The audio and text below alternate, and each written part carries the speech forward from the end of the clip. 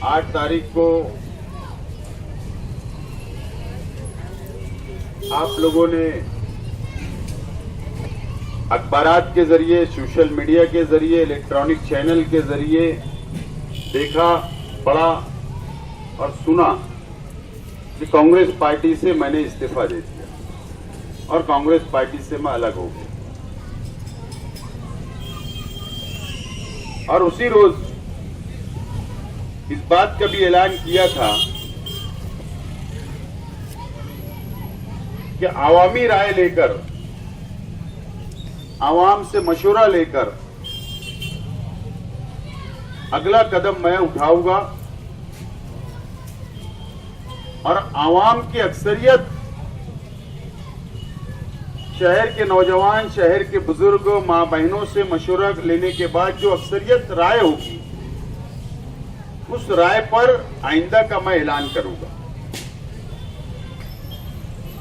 और 19 तारीख को आने वाले जुमा को अब्बास नगर अली अकबर हॉस्पिटल के सामने एक शहरी जलसा लेकर इस बात का मैं ऐलान करूंगा कि मेरा आइंदा कदम क्या होगा।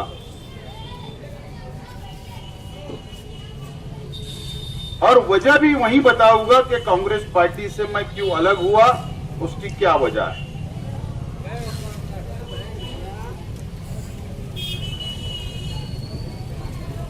आमतौर पर कई सवालात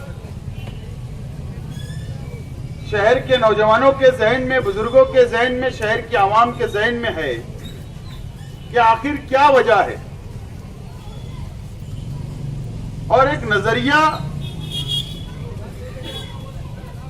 हर इंसान का ये है, लीडर चाहे कोई भी पार्टी का लीडर हो, चाहे वो कारपोरेटर हो, चाहे वो एमएलए हो, चाहे वो एमपी हो, अगर वो कोई ऐसा फैसला करता है तो आवाम उसको वही नजर से देखती है कि इसका कोई जाति मुफाद होगा। लेकिन आप लोगों को इस बात का इल्म है, पता है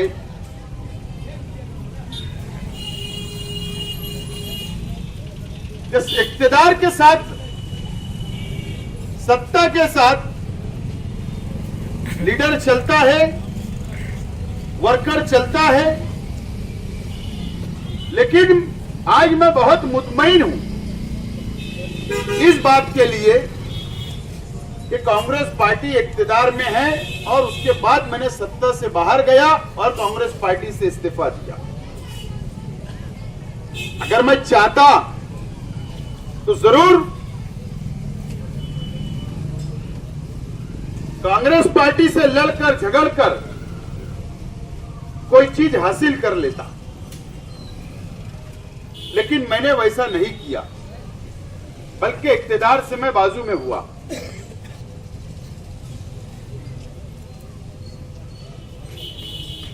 लेकिन आप लोगों को सभी वजह मैं 19 तारीख को जरूर बताऊंगा।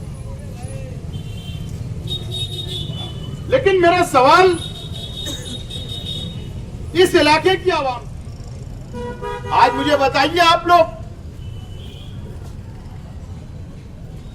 पावर की कंपनी आई,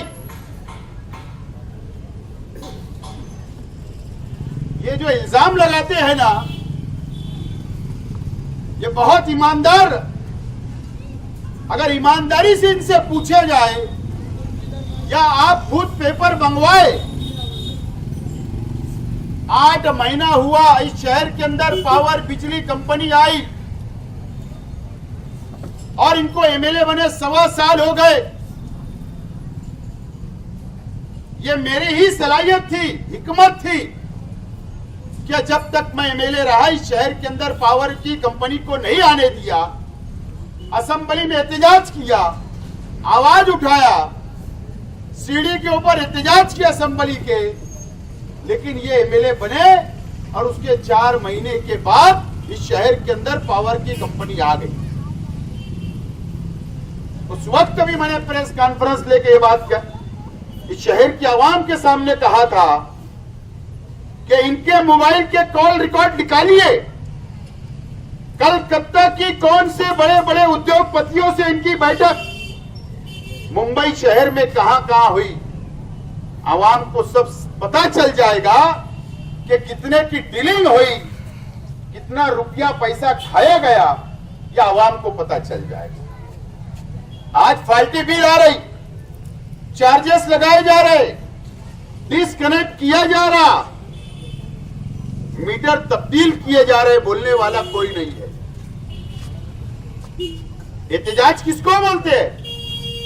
प्राइवेट कंपनी के पास जाकर वहां पर एहतजाज करना पड़ता, ताकत से बोलना पड़ता। इस शहर का एमएलए जाता है वहां पर तो वो कंपनी वाले इनको 100 रुपये का गुलदस्ता देते, गुड्डे पाकिट, बिस्किट का गुड्डे पाकिट उनके सामने रखते और एक चूड़े की पुड़ी रख देती, उसके अंदर खुश होकर आ जाते और अखबार में वही तस्वीर छपवा देते कि मैंने नुमाइंदगी। बड़े शर्म की बात है। 50 रुपये के अंदर ये खुश हो जाते और ये शहर और इस शहर का बुनकर ये भुगत रहा है। यही खयाबान निसाद चौक है।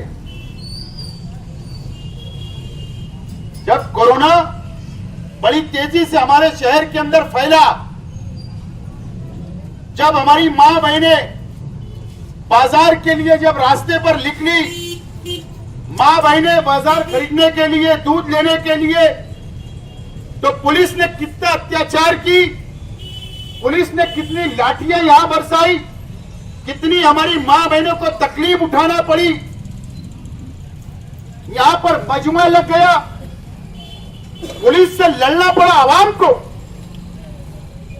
क्योंकि ये हजरत क्वारंटाइन थे। या आवाम को इन्होंने लावारी छोड़कर चला गया था, ये घर से नहीं निकल रहे थे, ये इज्जत के अंदर बैठ गए थे, जबकि शहर मुसीबत में था, शहर की मां बहनें मुसीबत में थी, शहर के अंदर कई मौत हो गई, लोग बहुत परेशान थे, दवाइयां नहीं मिल रही थी, हॉस्पिटल बंद थे। आप लोगों को पता है कि जब कोरोना महामारी शहर के अंदर सबसे ज्यादा बड़ी महाराष्ट्र में, हॉस्पिटल किसने खुलवाया? राजेश टोपे साहब को इस शहर के अंदर मैंने फोन किया, दूसरे दिन उनको यहां बुलवाया, हॉस्पिटल खुलवाए गए, आवाम को सहूलत मिली, कोरोना खत्म हो गया। कोरोना योद्धा के नाम से बाहर निकले, हजारों लोग मर गए, इंतकाल हो गया, शहर के उलमा इंतकाल हो गए कई कोरोना में, शहर के कई लीडरान इंतकाल हो गए, शहर की आवाम गरीब अमीर सब कोरोना की चपेट में आकर इंतकाल हो गया। और ये इस्तिकबालियां लेने निकल गए जब कोरोना खत्म हुआ। इनको शर्म आना चाहिए था कि मेरे शहर के लोग, इतने लोग इंतकाल कर गए और उनकी लाशों के ऊपर ये गुलाब का फूल ले रहे थे। कोई नुमाइंदगी नहीं। 2 रोज पहले अजीत दादा पवार नासिक में आए, नासिक जिले के सभी एमएलए को बुलाए कि आपके शहर में क्या काम है, आपके क्या मसाइल है, बजट असेंबली इजलास आने वाला है, ये गैर हाजिर है।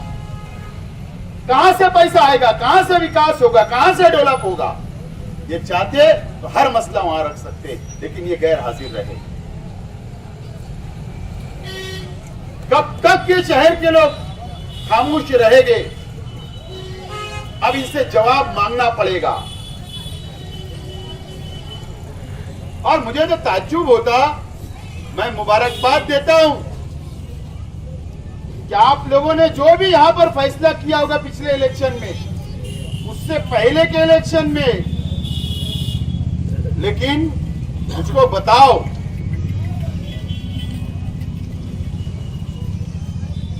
ये शहर की आवाम और इस इलाके की आवाम का इम्तिहान तो अब आने वाला है। कारपोरेशन के चुनाव हुए,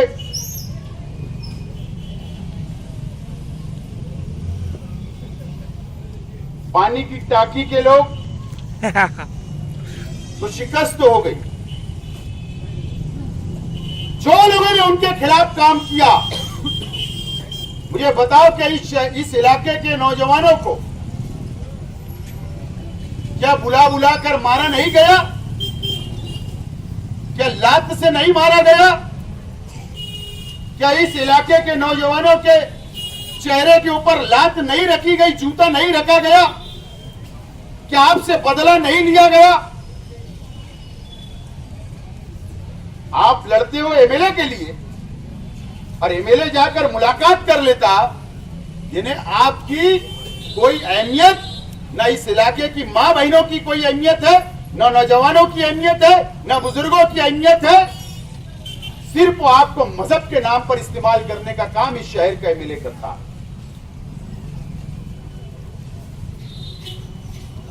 फिर वक्त आ रहा है,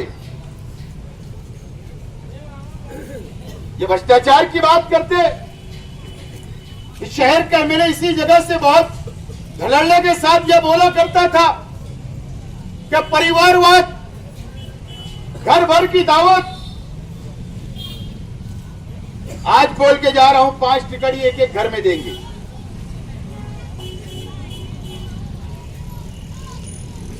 कई ये इलाके के सब कारपोरेटर का टिकट कट जाएगा। कई लोगों से तो टिकट का टोकन भी हो गया है, आप लोग को पता नहीं।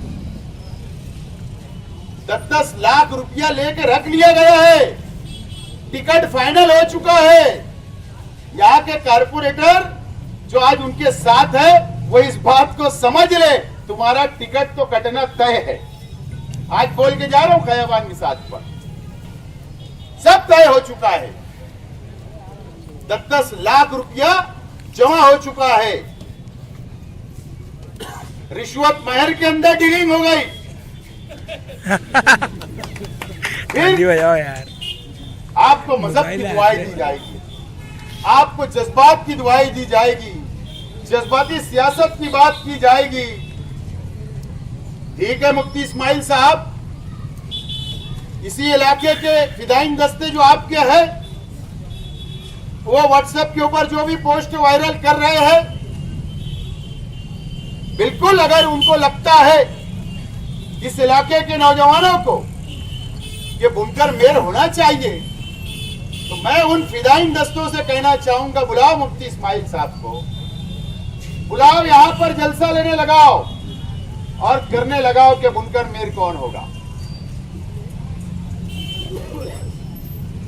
आप जिसके लिए लड़ते हो, जिस एमएलए को बनाने के लिए फिदाइन दस्ता तैयार किया गया, अगर आपकी बात के ऊपर आपको उनके ऊपर इतना क्रूर और घमंड है, तो आप उनको बुलाकर बोलना, स्टेज लगाकर मेयर का उम्मीदवार डिक्लेयर करो, बुनकर मेयर का। आपको पता चल जाएगा कि कौन आपका हमदर्द है, कौन नहीं है। ये नहीं करेंगे, क्यों नहीं करेंगे? कि बुनकर मेयर जो रहेगा वो पैसा नहीं देगा, वो रुपया नहीं देगा, डीलिंग नहीं होगी। न तो हम लोगों के अंदर दम और खम था, शेख रशीद साहब में था कि बुलंद इकबाल को हमने मेयर का उम्मीदवार किया था, आपने नहीं बनने दिया। हमने ऐलान किया था जमील जर वाला बुनकर है, उसको डिक्लेयर कर दो, हम फ्री में वोट देंगे, नहीं किया उन्होंने उम्मीदवार डिक्लेयर। हमने कहा था जब कारपोरेशन के चुनाव हुए, नबी अहमद को जा तेरे लीडर से पूछ के आ, तू उम्मीदवार रहेगा तो हम तेरे साथ रहेंगे, नहीं दिए। क्यों? क्योंकि वो रुपया पैसा नहीं देंगे। और ये कोई बुनकर मेयर डिक्लेयर नहीं करेगी, आज बोल रहा हूं। और फिर एक मर्तबा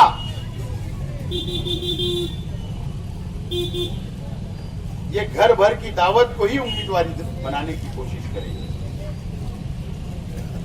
ताज्जुब होता है, बहुत पारसा बनना शहर में, हम बहुत विकास कर रहे, हम डेवलप कर रहे, हम मोहन बाबा नगर को बना रहे, हम यहां पर विकास कर रहे।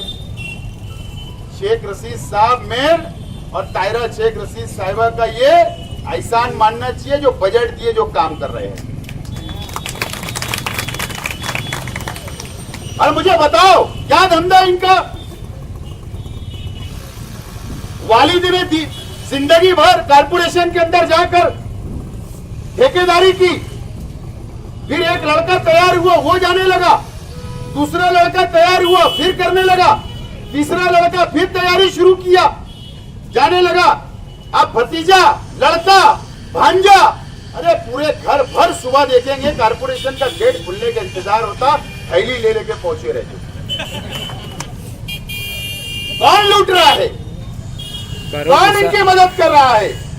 कौन इनको सह दे रहा है? ये तो वक्त बताएगा और इस शहर की आवाम और इस इलाके की आवाम को अब उसका फैसला करना आने वाले दिनों के अंदर।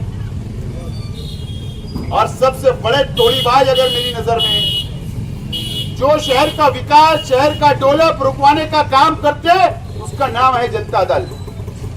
उन लोगों ने भी मुझको दावत दी कि आपने कांग्रेस छोड़ दी, आप हमारे लिए, आपके लिए दरवाजे खुले, उसके अंदर कड़ी कोंडा ही नहीं है और हमको दावत दे रहे। जो आपकी ये विचारधारा है, जो कर्नाटक के अंदर भारतीय जनता पार्टी के साथ चले गए, तुम्हारी पार्टी के लीडरान तो आप हमको दावत दे रहे। एमआईएम के लोग ये दावत दे रहे कि हमारे विचारधारा के साथ आ जाओ। ये विचारधारा जो बिहार के अंदर भाजपा को तुमने फायदा पहुंचाया, मुसलमानों की वोट का डिवाइडेशन किया, कलकत्ता बंगाल के अंदर जाकर तुमने बीजेपी ने सुपारी ली, वहां के मुसलमानों की वोट का बंटवारा कर रहे, गुजरात के अंदर जाकर तुम मुसलमानों की वोट बांट रहे हो, ये तुम्हारी विचारधारा है। अवैसी साहब, आपने शहर से वादा किया था कि मैं आऊंगा 2 महीने में नाकारा एमएलए का हिसाब लेने आऊंगा। नाकारा ही बोला जाएगा ना, जो सबसे किसी की जिम्मेदारी ले रहा तो नाकारा ही बोला जाएगा ना, कि उसको पता थे नाकारा नहीं काम करेगा इसलिए मुझे जाना पड़ेगा। 1.25 साल हो गया, कहां है, कहां हिसाब है?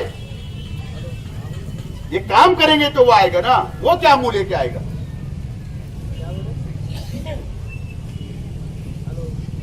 ये शहर को आप समझना पड़ेगा दोस्तों। शहर, मैंने चाहा था कि शहर की सोच बदलना। 2014 के अंदर शहर की आवाम ने मुझे असेंबली के अंदर भेजा, मैंने सबको साथ लेकर चलने की 5 साल पूरी कोशिश की। चाहे वो तालीमी हल्का हो, चाहे वो मजहबी हल्का हो, चाहे वो शहर का बुनकर हो, चाहे शहर का मजदूर हो, चाहे शहर का विकास, शहर का डेवलप, सबको मैंने साथ लेकर चलने के लिए पूरी 5 साल मैंने आपके लिए वक्त दिया और पूरा वक्त देने के साथ सबको लेकर चलने की कोशिश की कि शहर के अंदर एक नई राह, एक नए रास्ते के ऊपर ये शहर को लेकर जाएंगे। हमको तो जाना पड़ता था, सीधा बनाया, जितनी ताकत थी, जितनी हैसियत थी बनाया। अगर तुम्हारे में दम है तो उससे बड़ा पुल तुम बनाओ, जब आकर मैं बोलूंगा कि आपने मुझसे बड़ा काम किया। आपको कोई हक नहीं है मुझ पर तनकीद करने का, कोई हक नहीं है।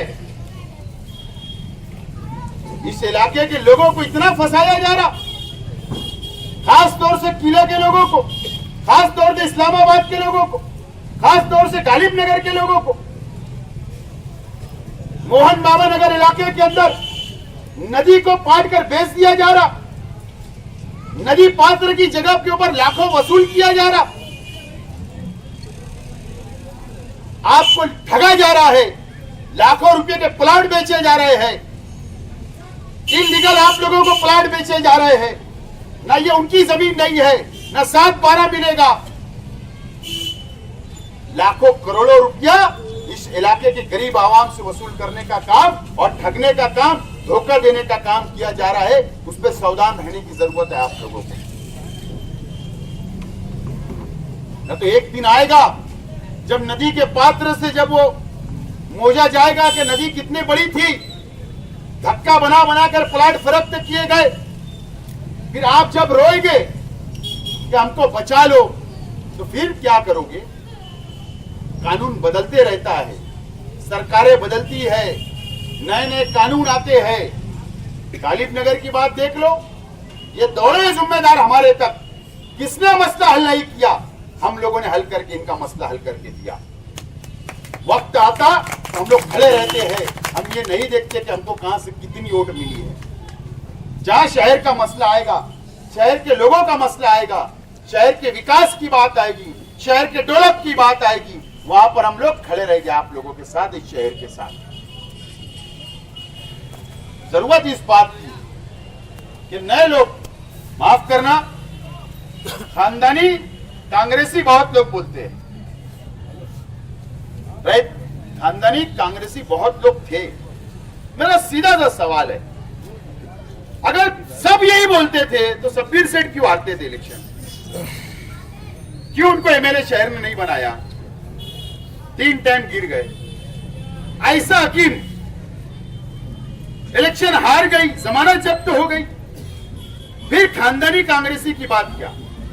हारून अहमद अंसारी बाबा सियासत जिनको बोलते थे, वो इलेक्शन हार गए असेंबली का। फिर बोलते हैं कि खानदानी कांग्रेसी। उस वक्त कई घराने थे, लेकिन वो बुजुर्ग थे जो इस दुनिया से चले गए। नए जो लोग आए, नए नौजवान आए, उनकी सोच बदली और वो अब दौर के साथ, वक्त के साथ चलना चाहते हैं। और इसीलिए मैंने फैसला किया हूं कि वक्त के साथ चलना पड़ेगा। और उसके क्या हम लोग को शहर का फायदा होगा मेरा पार्टी छोड़ने से, या आप जो मशवरा दोगे उसमें जाने से, वो वक्त इंशाल्लाह मैं बताऊंगा जलसे के अंदर। और ये शहर का विकास, शहर का डेवलप जरूर हम लोग आगे ले जाकर कर सकते हैं। साइजिंगों का मसला आया, कौन खड़ा रहा? पूछना साइजिंग वालों से, हल करके दिया हूं। कानूनी मसला था, उसको हल करके दिया। अभी मसला आधे लोग का हल हुआ, आधे लोग का बाकी है, वो हल कर रहा हूं। जब वक्त आया, मैंने ये नहीं देखा कि आपने वोट दिया है नहीं दिया। शहर की सनत की बका की बात आई, मैं खड़ा हो गया। मैं आज आप लोगों से यही बोलना चाहता हूं। मेरा एक जुमला बहुत खराब लगा इस्लामाबाद को, पानी की टाकी को। मतलब ये तो पैजामे की नाली में ऐसे लटके हैं कि कई इस्लामाबाद वाले दोबारा ना गिरा देगा अगर नाली छूट गई तो। इसलिए लगते हैं, उनको पता है कि उधर क्या होने वाला है। और बोगस वोटों से इस्लामाबाद में 1700 वोट इन्होंने बाहर की बढ़ाए हुए थे। बाहर की 1700 बोगस वोट बढ़ाई थी। 1700 मैंने कम कर दिया। फिक्र मत करो, कोई भी 1 महीने पर मुल्ला लड़ लो। यहाँ पर किसी भी वर्कर होगे ना, सबकी ख्वाहिश है बिल्कुल लड़ लो। जो बोगस वोट थी 1700 इन्होंने इधर उधर की बढ़ाई थी, सब मैंने कम कर दिया हूं। इस्लामाबाद की सिद्धार्थवाड़ी के अंदर बढ़ाई गई थी, इस्लामाबाद में बढ़ाई गई थी, नदी पात्र के अंदर बढ़ाई गई थी। बोगस वोट, बोगस बाहर इलाके की ओर बढ़ाई गई थी, मैंने साफ कर दिया, तुम्हारा भी काम आसान कर दिया। वार्ड नंबर 21 गुलशेर नगर डिपू के इलाके के अंदर 2000 वोट बढ़ाई गई थी, वो भी साफ करवा दिया। गांधीनगर इलाके के अंदर 1200 वोट बढ़ाई गई थी, वो भी साफ करवा दिया। फिक्र मत करो तुम, ईमानदारी का इलेक्शन अब होगा इस वार्ड के अंदर भी और उस वार्ड के अंदर भी। ये बोगस वोटों से छूट के आए थे, कोई डरने की जरूरत नहीं। बहुत लोग हैं, कई लोग अभी मुझे दूर से सलाम करके जा रहे हैं। मैं तो बोलता हूं अल्लाह और उसके रसूल से डरना चाहिए, क्या इंसानों से डरना है। काम रहता जरूर मेरे पास मोटरसाइकिल लेकर 1000 कुली पहुंचते, काम निकल गया, दूर से सलाम करके जाते, बाजू में बैठना भी पसंद नहीं करते। बहरहाल ऐसे लोगों को मैं भी आप नजर में रखूंगा। बहरहाल दोस्तों, मैं आप लोगों से ये बोलने के लिए आया हूं कि मैंने कांग्रेस पार्टी छोड़ा। आप लोग मुझको मशवरा दे, बीजेपी फिरका परस्त पार्टी और एमआईएम मुस्लिम फिरका परस्त और हिंदू फिरका परस्त पार्टी छोड़कर आप बोलोगे कि मैं आजाद रहूं, आपकी खिदमत करूं, तैयार हूं। आप बोलेंगे फला सेकुलर पार्टी है, तैयार हूं। आप बोलेंगे वो दूसरी सेकुलर अच्छी है, तैयार हूं। लेकिन शहर की राय आना चाहिए, इंशाअल्लाह जरूर आपकी राय पर अमल किया जाएगा। बहुत बहुत शुक्रिया।